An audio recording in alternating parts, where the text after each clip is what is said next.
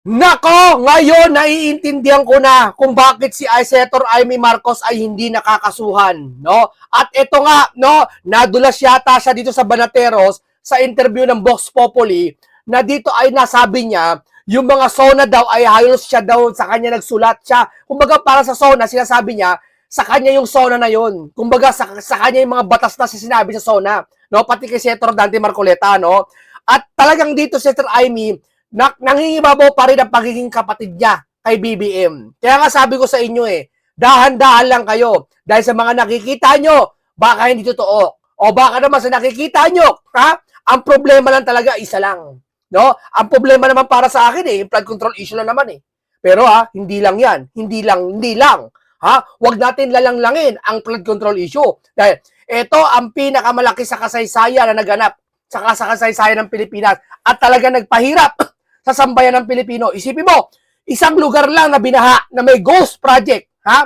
Ilang pamilya na, libo-libong pamilya na apektado. What if pa kaya halos sa buong Pilipinas may ghost project, ha? Kaya hindi mo pwede sabihin lang-langin lang ang problemang ito. Okay naman, nagtatrabaho naman ng Pangulo, okay naman, active naman siya. No, pag may flood control issue, dapat managot. May managot kung sino dapat managot. No? O ngayon, pakinggan natin si Senator Amy, makikita nyo talaga na talagang nangingibabaw dito ang pagiging kapatid niya. No, pero maniniwala ka rin sa mga nagsasabi, ay ikaan niya yung rally ng INC nung November 16, nagseta si Amy doon sa stage na binulgar niya kung ano yung kapatid niya, kung ano nangyayari na. Di ba? Natatandaan niyo yung kapatid daw niya, alam niyo na kung ano yun. No? Gumagamit daw ng ano, etc. Sabi ng kapatid niya, kayo na lang humusga kung hindi totoo siya sabi ni Amy. Dahil ako naniniwala ako, ang naniniwala ko kay Senator Amy, ang pinangibabaw niya sa kanyang puso hindi galit, hindi inggit, hindi kapangyarihan. Ang kanya dalawa lang. Alam mo ano yung una? Pagmamahal niya sa kapatid niya. Pangalawa, yung 4 na dekada nilang pinaghirapan na makamit ang hustisya para lapastanganin ng Marcos. Alam niyo na ba? 40 years sila mahigit na lapastangan ng buong ng mga, alam niyo na, mga iba, Pinklawa, ng pamilyang Marcos, kinaladkad ang kanilang pangalan. Isipin nyo na lang yung tatay nila hindi napalibing ng napakaraming presidente dahil sa panguusig sa kanila. Pero dito, sa panahon ng tatay Digong, napalibing si Senior Marcos at yun na nga, walang utang na loob. Itong si Bonget at si Amy Marcos ngayon ang pampalubag loob sa Pilipino, sa mga sangkatuan sa Pilipino para hindi magalit kay Bonget. Totoo yan, pakinggan nyo to. Mararamdaman nyo. Ewan ko bakit niramdaman ng mga vlogger na loyalistang vlogger to. Bakit hindi nila maramdaman yung puso isang tao na sasabi ng totoo? Ang kanila kasi, pinangunguna yung galit. Kaya wala silang makaramdam ng kapayapaan sa puso nila Pakinggan nyo si Amy, mararamdaman nyo kung ano yung ibig sabihin niya. Pakinggan nyo. Yung racket, may tinanong kasi, di sinagot ng diretso, sabi common sense lang. Pero kung kayo po tatanungin, may benefits pa tayo makukuha or gain dyan sa racket o dapat mas unahin yung ibang bagay? Siguro naman dapat unahin muna yung bigas, yung mahiwagang 20 peso bigas na ewan kung bakit naman yung pinangako, naloka naman ako nung pinangako yun. Good pa ako nun medyo naniniwala pa akong may pag-asa noon. Abay, nagulat ako pa, magiging 20 pesos siya. Akala ko tutulungan natin na magsasaka. Paano magiging 20 pesos yung abono kataas-taas, yung crudo kataas-taas. Yan kasi yung 20 pesos bigas na yan, pinilit lang yan para masabi na matupad yung kasi yung pangako yan promise yan, campaign promise yan na magkaroon ng 20 pesos bigas, tinupad lang yan, kaso ang kawawa magsasaka. Ano ibabayad mo sa magsasaka? Bibilin mo ibibenta mo ng 20 sa tao? Magkano binili mo sa magsasaka? Mura lang. Alam nga naman, palugi ka, hindi kawawa ka ba ng Pilipinas? Saan mo kukunin? Sino magsasuffer nun? Sa huli, di taong bayan pa rin. Napakaraming magsasaka sa Pilipinas Di ba? Ayun, yun. Pinagmalaki sa SONA na yung excise tax na minadali nila sa Senate at saka sa Congress, minadali. Alam mo, si Amy matalino Sana si Amy na lang naging presidente. Para sa akin eto sabihin ko sa inyo mahina si Bonget sa presidente. Sana si Amy, malakas pa si Amy. Totoo yan. Malayo siya sa tatay niya. Grabe. Siguro nadadala lang siya ng pangalan Marcos. Oo. Okay naman pag nag-i-speech siya sa SONA, magaling naman mag-deliver, okay siya. Hanggang doon lang. Pero yung pagiging para sa bansa sa Pilipinas, mahina. Yan todo, wala nang debate eh. Sabi nila, kailangan. O, nung linabas yung announcement, ang tinanggalan lang naman ng excise tax, yung kerosene at saka LPG, yung inaasam-asam na crudo at saka yung gasolina, wala naman. Para pa kami nagpakamatay doon sa excise tax na yun. Sana, kahit bawasan yung excise tax, kahit mga lahati man lang, at pati na rin yung VAT, dapat tanggalin na rin para sa mga minimum consumers. Ang taas na naman eh. Di ba? Sabi nila, bumaba, taas. Di ko na nga sinusundan eh. Pero gano'n po kayo ha? Nanood naman po kayo kung paano kayo nanood or saan kayo nag-monitor nung SONA ng inyong ading? Nate-tense kasi ako pag pagsasalita ang kapatid ko, na-stress ako. Yung ibang minority, nagtipon-tipon doon sa lugar ni Alan, Peter Cayetano. Ako sumunod na lang after. Kasi nagdadasal ako sa umpisa lagi, nanenervous ako. Tama, pinagmamalasakit niya. Bakit siya kinakabahan na magsasalita si ading niya? Ibig sabihin, doon pa rin yung pagmamalasakit eh. Hindi maramdaman to ng mga loyalista. Ang naramdaman nila si Amy Traidor. Hindi ho. Pagmamahal to ng isang kapatid na ayaw gusto niya na tama ang direksyon sa pagiging presidente dahil hindi naman yung layunin ng totoong Marcos eh. Ang layunin ng totoong Marcos sa tao talaga. Ito kasi hindi na makatao yung nagagawa ng nangyayari ngayon eh. Dahil sa flood control issue na yan eh. 'Di ba? May something eh. Kayo, may nararamdaman ba kayo? May nararamdaman kayo, 'di ba? Nakakaiba. May mali eh. At ito yung pilit na pinampapalubag loob ni Amy. 'Di ba? Kaya nga kinakabahan siya sa pag mag-speech si bongit niya eh. Kasi baka magkamali, anong sabihin? Siyempre, kahit paano, concern siya bilang kapatid. May ilan ba naman niya, may hiya ba naman niya kung wala siya pagmamahal pa sa kapatid niya? Kung pag ang isang tao lang pagmamahal sa kapatid, wala akong pakialam magsalita ka dyan at gusto ko magkamali ka, wala akong pakialam. Yun ang isang kapatid na sakim at walang pagmamahal sa kapatid. Ito nakikita ko bilang ate, nakita ko may pagmamahal eh. Oo. Kung anong sasabihin eh. Kasi, yun nga, kung ano-ano yung mga racket, computer sa gubat, nakakakamot ng ulo eh. Samantalang kahit santo ka ang karamihan ng pamilya ngayon.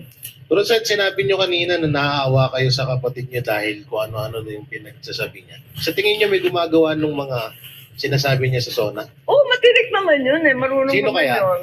Ewan, maraming wibulong dun eh, di ba? Pero siya ang gumawa at naniniwala kayo siya ang gumawa ng kanyang speech. Oo naman. Pero sana mas fact-based at saka yung state of the nation. Alam naman ng tao kung anong kalagayan ng buhay nila, no? Sana medyo dikit sa nangyayari sa araw-araw. Oo, dahil dikit. Di naman dikit sa nangyayari sa araw-araw. Yung kriminalidad, dinapik ba? Yun ang pinaka-importante sa atin eh. Di ba? Sino ang mastermind ng flood control? Nadali na ba? Hindi. Yung nangyayari sa pang-araw-araw, yun dapat ang inaano natin. Yung pagtaas ng kuryente, tinapik. Anong sabi? Kahit di daw muna magbayad ng kuryente, madili lang muna. Di ganun din, magbabayad ka rin. Anong klaseng panukalaya? Anong klaseng ano yan? Di parang umutang ka rin sa Meralco, bandang huli, magigipit ka rin. Hindi yun ang kailangan ng tao. Ang kailangan ng tao, gumawa ng paraan, bakit natataas ng kuryente na yan? Anong kalokohan nangyayari sa kuryente? Bakit pataas ng pataas? Grabe na eh. Triple na yung kuryente eh. Bawat pamilya. Isa pang malaking pasabog sa SONA na yun ay yung Pasabog, kakasuhan daw ang inyong insan. Hindi daw siya presidente ng Oo. inyong pamilya. Yan. Oo nga eh. Ano oo ang nga. sa palagay po ninyo doon? Ewan ko. Asa na yung pasabog? Tagal naman natin naghihintay. Tapos na yung New Year. Tapos na yung Pasko. Di ba? Pasko dapat. Ano ba yun? Kung pasabog ba yun? Ewan ko. Pero Kayo, tingin nyo- anong bet ninyo? Sabi, gumagawa ng charges. Nagtataka nga ako. Ang bilis-bilis kapag yung senador na oposisyon ng Turing. Bakit ito? Ang tagal-tagal. Sangkatutak na yung ebidensya. Kaya dami-dami na ng mga testigo. Ano pang inaantay? Parang yung sinabi niyo rin yan dati, madam, naaalala ko na sinabihan niya si BBM na pangalanan mo na kung sino yung mga yan. Noon pa yun, yung goods pa kayo eh. Asan na yung Hanggang ngayon, wala pa rin. pasabog? Pero sa tingin Ni nyo, Sen, Quitis, ni Posporo. matutuloy kaya yan? Makukulong kaya si dating speaker? Oo, parang hindi ako maniwala eh. Kasi yun nga, yung sabi na wala, kakasuhan daw. Ang binabanggit naman ng mga kaso, puro bailable. Tapos may bulong pa na may order daw sa DOJ na tagal-tagalan ng konti ang preliminary investigation. Alam mo kasi, dyan sa Senado, ano yan eh, ito lang sabihin ko sa inyo trabaho lang talaga yung iba dyan eh. Although pag pinalagan mo, papalag yung iba. Siyempre, kahit sino naman tao, papalag yan eh. Diyan sa Senado, naglalaro lang yung iba dyan. Nagbubulag-bulagan. Yung ginagawa ng iba dyan, nagsuswing-swing lang. Ayaw nila, kahit alam nila katotohanan, nagsuswing-swing lang sila. No? Lalo sa flood control issue, antindi niya nangyari. Nagsuswing lang sila dyan. Alam nila katotohanan. Sasabog yan mga yan pag hindi na si Bongit ang presidente. Pero mali. Hintay mo ba mag-suffer ang sambayan ng Pilipino? Alam mo kasi, ang pagsasuffer ng Pilipino, dalawa eh. Yung kalooban at yung physical. Yung physical, yung binaba sila, nakakaramdam sila ng gutom, sa hirap, apektado sila sa pagtaas na lahat ng presyo ng bili, pati mga kuryente, yun ang physical. Pero yung emosyonal na nangyayari ngayon sa bansa, na patila yata walang pakialamang gobyerno sa atin, masakit yun sa isang mamamayan na Pilipino. Ano ba? Hindi lang masakit, galit ang nararamdaman nila. Ngayon, matitis ba ng isang senador na teka muna, titisin muna namin kayo kasi si Bongit pa ang presidente, saka na namin kayo asikasuhin pag hindi na si Bongit para makaporma na kami. Mali. Una-una, takot ka, wala kang paninindigan, senador ka. Kaya tama sinabi ni Senator Marcoleta eh. Di ba? Maraming hudas talaga, may hudas eh. Di ba? Kasi kung hindi naghudas yung ibang senador, sabihin ko sa inyo, yung dalawa, hindi naghudas, tandaan nyo alam na ng sangkatauhan kung sino ang nagkuha ng flood control issue.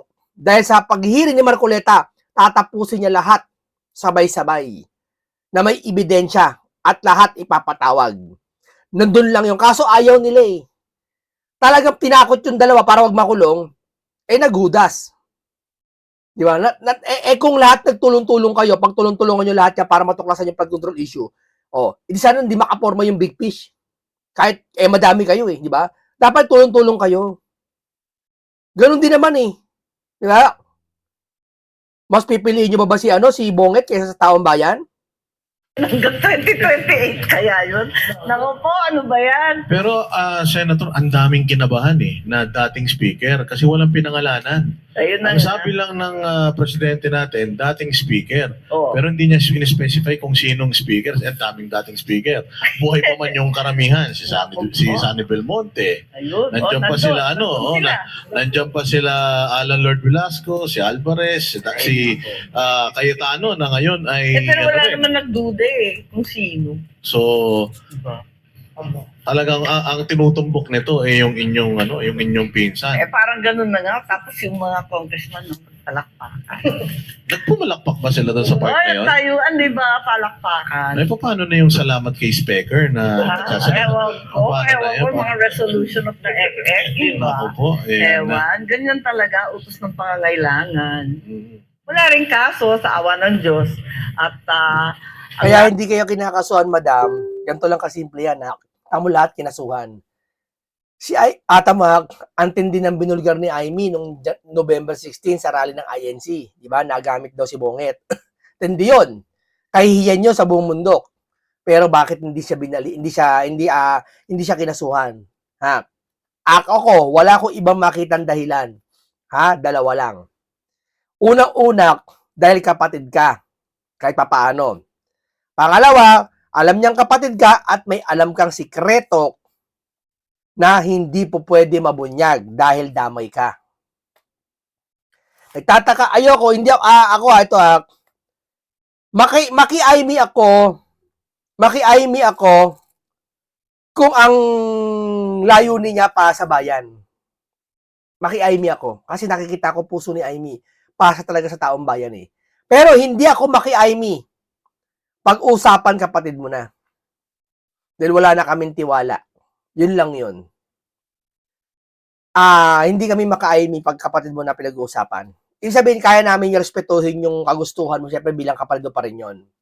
Pero, hindi namin mawala sa isipan, sorry, o humaging sa isipan namin o sa lalo sa iba, na may alam kang sikreto na hindi mo kayang ibunyag. At yung sikreto na yon, ikaw lang pwede makapagsabi sa lahat na totoo nga lahat yon. Pero hindi mo ginagawa yan kasi baka madamay ka. Yun lang nakikita ko sa'yo, Senator Amy. Dali, itong mga senador na malayo naman sa kusina kung tutuusin. Kasi sila naman ang gumagawa sa mahiwagang bycam. Ito pa nakakapagtaka sa SONA. Ang SONA dapat bibigay sa iyo, yung 5 libro yun naabangan namin 5. May yung budget, tapos yung expenditures, tapos yung budget message, tapos yung listahan ng mga yung mga plantilla. 5 yun 5 na books. At least yung malalaki, yung 2 malaki. Wala nga Sabi ko nga, ano ba nangyayari? Anong klaseng SONA yan? Yung pinakamahalaga, yung budget, wala doon. Nagtataka ngayon ako, bakit ganun ka-delayed? Sabi, baka sa kahulihan ng Agosto. 3rd week daw ng Agosto, maibibigay kasi hindi pa daw na-approve ng Malacanang. Ba't tayo nag-SONA para kayong SONA? Bago mag-SONA, dapat binibigay niya. Andun na dapat kasi aaralin na kagad yun First item yun most important bill yan That's the most important law. Ano ba pag-uusapan hindi na ibigay. Ang duda ko, walang koleksyon. Kasi talagang bulok nga yung negosyo. Ayan, napakatumal ng negosyo. Puros biyahe na lang yung mga Taipan. Alis ng alis, mas mura daw kesa sa malugi ng tuluyan. Ayan. Kaya nga wala yung budget Sabi ko nga, ano ba ito? Ba't tayo nagsonang walang bitbit? Ito pa, Senator Wala mapakita Kumbaga sa SONA, piniga Ipiniga, mapilit lang na mayroong ibubulgar. Ano ba pinakamalaki ng standing ovation dyan? Pinakamalaki binulgar? Nag-standing ovation. Alin dyan? Di ba yung systems loss? Systems loss, ngayon mo na naisip. Si Marcoleta naisip na yan, 2022. Kaya tama pala si Senator Marcoleta Di ba? Una pa lang balang araw, papansinin nyo yan Magsisisi kayo sa Senado. Di ba, sabi ni Senator Marcoleta, hindi nyo pinapansin yan. Pero, maaalala nyo yung sinabi ni Senator Marcoleta. Ayan na nga. Di ba? 2022 pala, panukalan ni Senator Marcoleta yan Tapos, sinona nyo. Pinagpala pa, anti-standing ovation pa kayo. Di ba? Ito, isa to sa pinakamatinding nabanggit ng inyong ading. Hindi raw siya ang pangulo ng inyong pamilya, hindi siya ang pangulo ng mga kaibigan. Gano'n naman talaga ang pangulo Kaya ka nga naging pangulo Pangulo ng nila. Kaya, sino ba bumoto sa'yo? Di ba mga Pilipino? Di pangulo ka ng Pilipinas. Pilipino. Kaya nga pangulo ng Republika ng pamilya ba? Ng Pilipinas Ano ka ba naman? Sasabihin po ba yun? Pangulo ng Republika ng pamilya ba? Pinsan ba? Pilipinas! Hindi mo na kailangan sabihin yan kasi lahat ng Pilipinas presidente, nararamdaman namin yan, maramdaman dapat namin yan. Kundi pangulo siya ng taong bayan. Oo naman. Sino ba talaga ang pangulo ng inyong pamilya? At anong masasabi niyo doon? Kung nga maintindihan bakit pa sinasabi yun? Siyempre, totoo yun. Kung kakasuhan yung isang tao, ituloy mo na, wala nang pananakot, wala nang paandar, alam mo yun. Pero parang parang rehash lang nung statement ni President Erap noon yan. Oo. Nung walang kamag-anak, Oo, kapatid, walang pinsan, ganyan, di ba? Hindi naman nangyari yun kay Erap Nangyari ba yun? Walang kamag-anak, walang pinsan-pinsan. Hindi totoo yun. Walang ganyan. Meron ako kilalang na ganyan. Sa iglesia. Sa iglesia, walang kamag-anak, walang pisan-pisa, walang kapatid-kapatid. Ititiwalag ka. Dito sa Pilipinas, walang ganyan. Na-issue ka na, ayaw sa'yo ng taong bayan, nakaupo ka pa dyan, ayaw pa mag-resign. Kung ako, Pangulo, sisibakin kita. Peste ka na, sasalot ka na. Natututo mo sa iglesia ni Cristo. Pag sila nakagawa ng labag, ititiwalag nila. May katiwalian, may korupsyon, nangunguha ng pera sa iglesia, ititiwalag nila.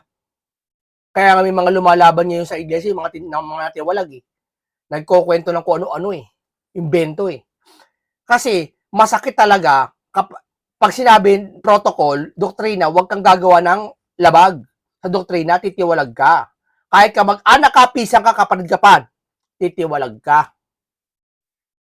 Ganyan, totoong walang kamag-anak ka mag-anak. Hindi dyan sa gobyerno na to. Nagkasala na yung tao eh, di pa alisin sa pwesto. Ako, sisibakin ko sa pwesto yan. Kung ako presidente, ha, na-issue ka at nakita ko meron ka talaga issue, sisibakin kita. Walang tanong-tanong, bahala ka, magalit ka, sisibakin kita. Magrebelde ka, bahala ka sa buhay mo. Di ba? Parang ganun nga eh. Ang hirap eh. Kasi ang inaasahan pag, di ba, kasi 6-year term yan.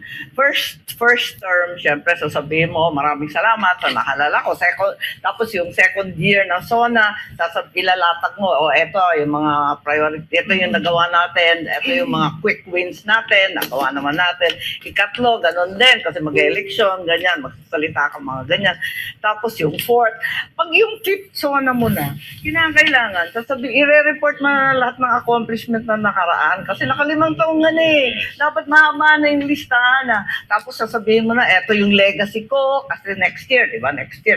Last na. Ano ba legacy ni Pangulo? Ano ba legacy ni Pangulong BBM? Nagpakulong na maraming opisyal. Kalokohan. Yan, ito lang nga, sabihin ko sa inyo. O sige, pinakulong niya lahat sina Senator Marcoleta. Tanong, naniniwala ka ba sa congressman walang may kaso lahat? Walang corruption sa congressman? Naniniwala ka? Ba, konsensya mo sundin mo, hoy. Huwag yun sinasabi lang sa'yo. O asan ang legacy dyan? So lumalabas, kaya napakulong sila Marcoleta, sila Jinggoy, is political, prison. Tama? Eh kasi kung di political prison, sana may napakulong kang congressman. Una-una, may nabanggit si Pinky, na 67 contractor. Pangalawa, si Diskaya, may nasabi mga porsyento. Si Libiste, may mga insertion na binanggit ng mga congressman. Eh wala ni isang congressman, walang may kaso eh. Ika niya, meron si Romualdez, meron na kinasuha nga eh. Talaga ba? So, naniniwala ka si Martin lang may kaso lahat?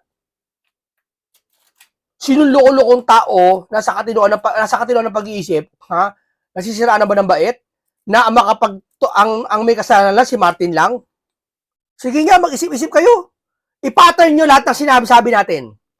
I-pattern nyo. Kaya ba ni Martin na manguha ng pera siya lang mag-isa? Siyempre may katuwang. Sino katuwang niya? Ha? Di ba, congressman? So dapat, eto na yung mga habilin, di ba? Sa Hindi lahat ng congressman, hindi lahat. hindi ganun eh. Kasi nga yung accomplishment, di ko nga maintindihan. Binibida yung mga tulay na naayos, pinagkabit daw yung sirang tulay, yung mga sirang kalsada na buo. Talagang magtrabaho ng public works siya. Trabaho talaga ng DPWH. Parang ganito. O yung ospital, may bagong balita tayo, ha? Ba, kuwari sinama mo sa SONA yung ospital. O sa ospital, marami nang ginamot na pasyente. Loko-loko ka, marami talagang ginagamot sa ospital eh. Parang gano'n ang SONA niya. Naintindihan nyo na? Naintindihan nyo na? DPWH, maraming tulay na duktungan na, pinagawa. Gumagawa naman talaga DPWH. Ano ba gawain ng IT? Di ba computer? Sasabihin mo ba, yung IT natin, marami nagawa na computer. Siyempre, mekaniko. Di ba sasakyan? Ano pa? Doktor, panggagamot. Sasabihin mo ba, yung hospital, marami nagamot. Totoo naman eh. Hindi yan ang accomplishment ng sinasabi. Trabaho yan na talagang ginagawa.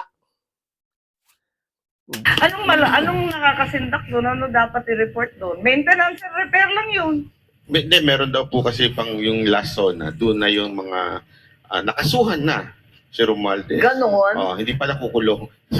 Susunod pa ulit. Nakasuhan na naman. Nakasuhan na. Reserve pa lang, reserve. Nakakaloka nga. O kaya nasimentohan na. Nasa metahan na. Hindi pa Talaga, natutuyo, hindi promise pa nagagamit. Lilibing na yun Ako Parang may content pa sa 6 zone. Ewan ko, hindi ko nga kaya nga, hindi ko nga maintindihan. Nagdududa nga ako, may kota kaya sa senador?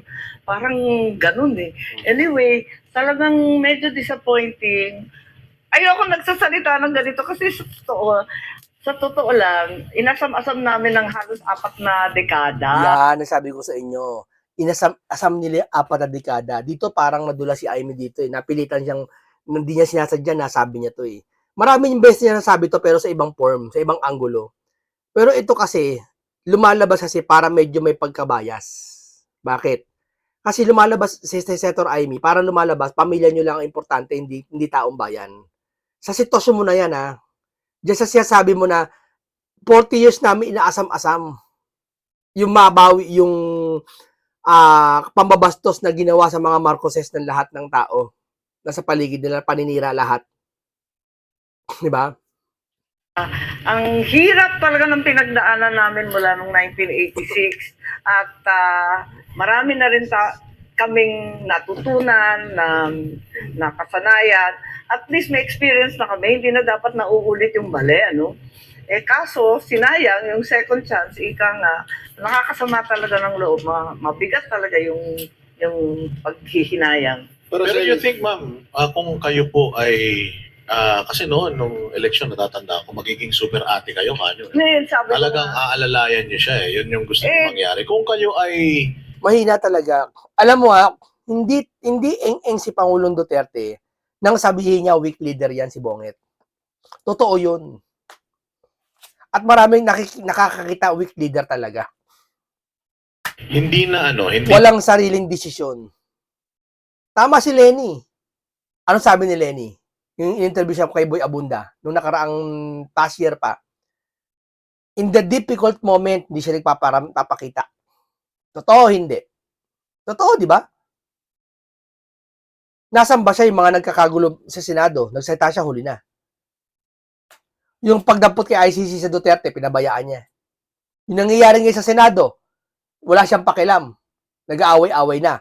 May pakialam lang siya, yung napalitan si Alan Cayetano. Tapos yung nag-12 quorum 12, saka lang siya nangialam kasi naalarma sila. Bakit? Kasi binipisyo nila 12, dapat ang maging Senate si Wing Gatchalian, wag si Cayetano. Kasi pag si Cayetano, may imbestigan yung flood control. Pag si Wing Gatchalian, walang investigasyon. 'Di ba? Nangingialam sila pag yung pangangailangan nila. Kaya tama si Lenny. The difficult moment, di siya nagpapakita.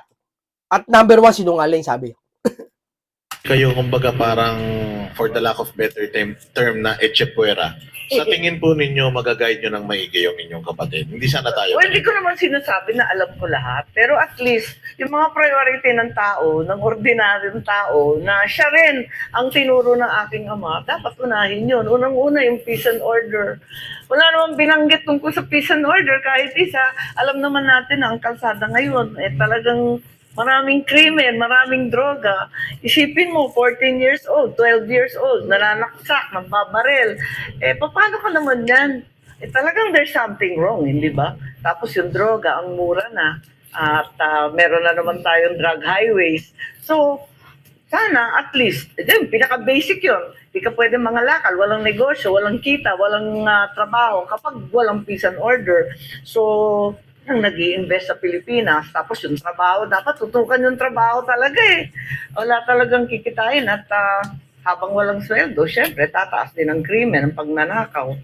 So, Actually, ma'am, nararamdaman namin yung nararamdaman nyo. Kasi ngayon po, nararamdaman ko, nang hirap magtanong sa inyo na binabanatan yung kapatid nyo. Sa totoo lang po, O, di ba? Kahit paano kasi, kapatid niya pa rin si Marcos. Si BBM. Napakahirap banatan ni BBM pag si Amy nandiyan sa harapan mo. Kasi pagmamahal pa rin ng kapatid na naramdaman mo kay Amy, hindi naman yan totally tinakwil yan Hindi natatakwil yan. nahihiya kami. Sabi ko nga, paano kaya ninyo natitake yun na meron kayong kakayanan? Alam nyo po, madalas ko sabihin dito na kung meron mang nakakuha ng talino at galing ng inyong ama, definitely hindi po yung kapatid nyo kung hindi kayo. aray ko. Totoo po yun At alam ng lahat ng tao yan. Kaya lang, medyo, yun nga, ang naging presidente siya Yeah. at masakit na Bakit talaga? makita na pumapalpak na maari naman, tama kayo ilang taon yung tiniis, dekada. Yeah. Ngayon, may tatanong ko sa inyo to noon paano kaya may aahon uli ang pangalan ng Marcos? Wala, kaya nga, ano ba ito? Hindi ko nga masagot yan kasi hindi ko rin alam ang sagot. Dahil hindi maganda ito nangyari sa Marcos 2.0, Hindi talaga. Gusto niya malinis ang pangalan ni Duterte, ni BBM. Sumulat siya sa ICC, power ng presidente, pauwiin nyo. Dito nyo ikulong si Pangulong Duterte, palayain nyo. Mapapabuti pangalan ng Marcos, sabihin ko sa inyo. maipagmamalaki at hindi na ituwid yung mga mali, apakasama talaga ng mga pangyayari. Ang nakakatawa lang dun sa SONA, binibilang ko kasi nagtataka ko, binanggit yung agrarian reform, yung land reform. Hoy, batas ko yan. Tapos binanggit din yung young creatives, yung tungkol sa creative industry. Oh, batas ko rin yan. Basta ko inaaway, puro naman akin. Yung Parang si Amy lumalabas na siya nagsulat ng SONA tuloy. Kanya lahat ng sinasabi. 40 bills ko, yun ang sinona. 40 bills ni Amy na sinona. Ha? Imagine, dami nun. Tataka ako, teka muna, pati yung systems loss, nagmula sa akin yun eh. Kaya sabi ko, wait, Totoong hiniram niya kay Amy yon sa tingin ko. Hindi naman magagayat si Amy kasi kahit paano kapatid pa rin eh. Totoo yan. Oh. Ibig sabihin, wala silang masonay kay Amy na lang. Pwede yun. ano naman to no copying no copying. Ba't kayo galit sa amin? Mangungopia lang pala kayo sa bandang uli. Ay nako, talaga naman tong buhay na to. Pati yung labas ng... Oh, yung mga labas na nakakatawa nga. It's so funny. I don't understand. Pati yung mga yung mga sahod na wag muna mag-tax, yung income tax itaas pa 350. Ako nga kasali pa dyan yung mga bonus, yung mga Christmas, ganyan, tanggal, wala nang tax free. Ayun, sabi niya, ita-tax free daw niya. Sana nga. Pero Sana mama, nga. in fairness, ito, disclaimer lang din para sa inyo.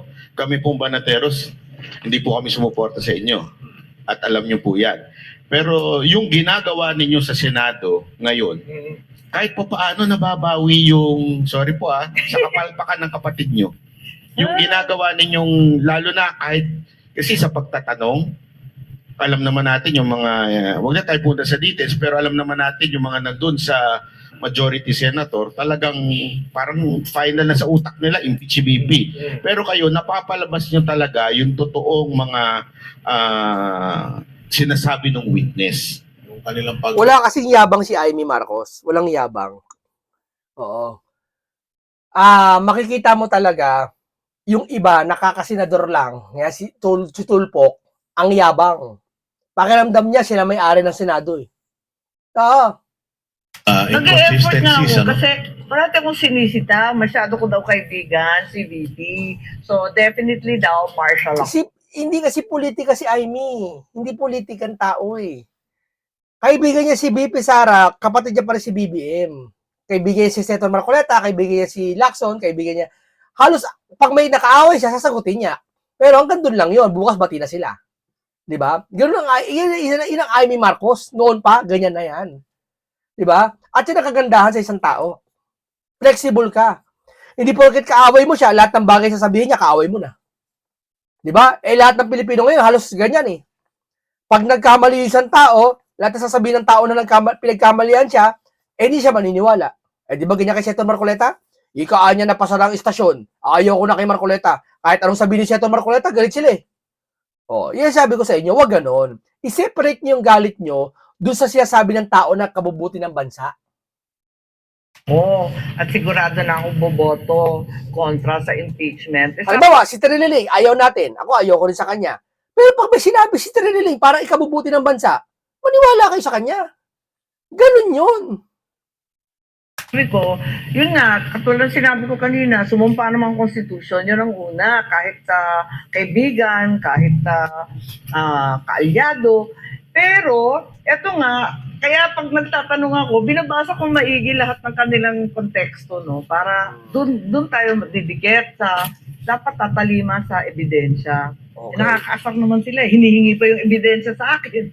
Buti nga po kayo Okay, maraming salamat po dito. Ganito lang po kay Senator Amy. Salamat sa iyo sa mga Banateros, sa inyong laging nandiyan para magbigay sa amin ng mga malalalim ng pamamagitan ng pagtatanong sa mga politiko at may nalalaman kami mga bagong impormasyon. No?